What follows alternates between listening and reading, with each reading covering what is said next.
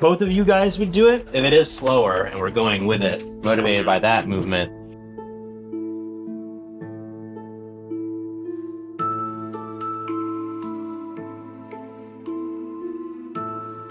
You shouldn't see this. This breaks the illusion. It's the scariest performance of my career. I've never been more scared in playing a character. I've done these sort of performances before, but none quite like this. First time that I walked on set and saw him in costume, I was so scared. I felt like I could become this vessel of evil playing Orlock. He's the pinnacle of horror characters. In creating the look of Orlock, it was challenging because he is going to be a dead Transylvanian nobleman, and Bill has a very boyish face. I had done actually a lot of sketches and some digital paintings. Robert had a very particular vision. The voice was the biggest challenge because Robert really wanted the voice as deep as possible. So I worked with an opera singer to get the vocals right. And the voice was the thing that we talked a lot about, that Robert wanted this like really deep, gravelly voice. You will obey this my counsel. We worked and that there's labor in him talking and even pain for him to speak. So all of these different things were stuff that would color the process of it. And then, yeah, I would record things and you would critique them. A little this, a little less of that, a little more of this. Yeah. Oh yeah. It's her, all right.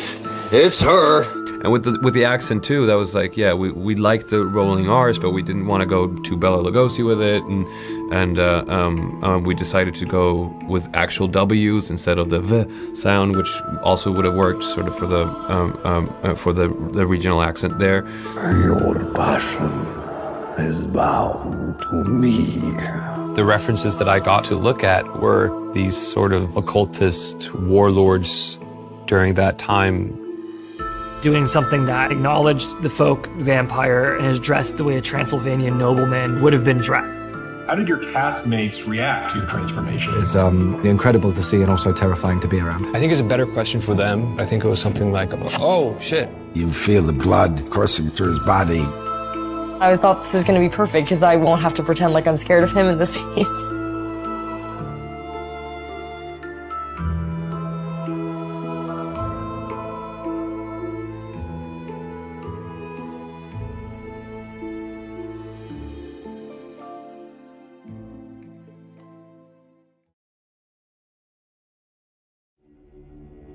A little less. Cut there. When I was about 8 or 9, with the help of my mom, we acquired a VHS of Nosferatu. This version distilled the Dracula story into a very simple fairy tale.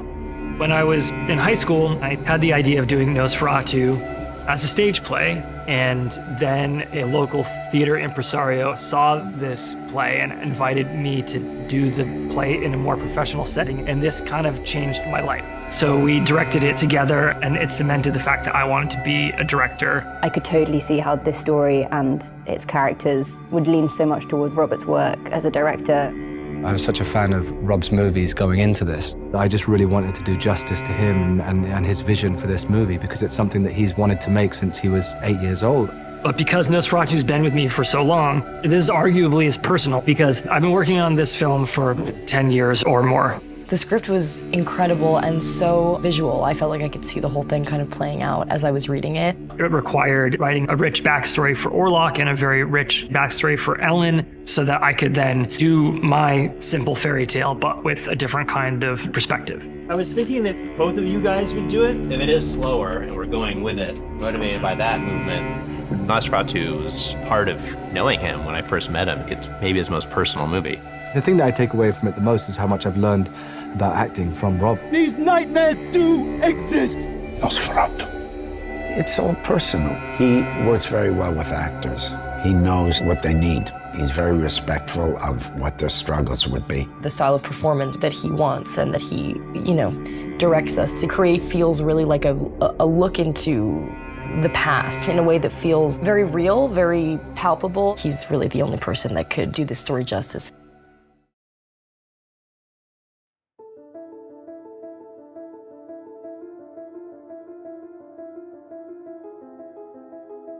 The costumes on this film are so incredible. Everything looks beautiful. It moves so beautifully. It just looks amazing on screen. Ellen is fascinating. She has had since childhood an otherworldly connection. There was always the idea of her wardrobe being ethereal. Why have you killed these beautiful flowers? Let us put them in water. They will only die in a few days. Throw them out.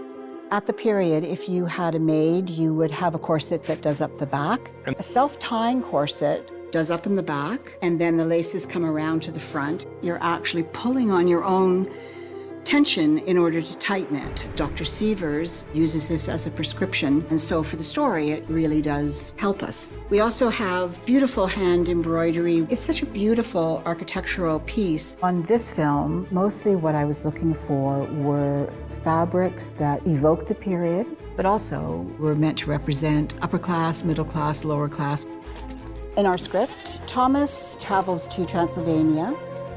This is a typical carrot coat. It's caped to take away the weather. So this is the little pocket where the pocket watch goes in. My character wears, and then when her husband, Thomas, goes to Transylvania, she cuts off a piece of her hair and puts it in the locket and gives it to him as like a good luck charm. Orlock can see it easily. So there's always the practical that has to go along with the beautiful. When Thomas escapes the castle, he's only escaped in a minimal amount of clothing, and he borrowed the clothing of the stable person whose horse he also borrowed. Classic Robert Eggers. Throughout the film, we tried to infuse period accuracy with all of these different places and characters.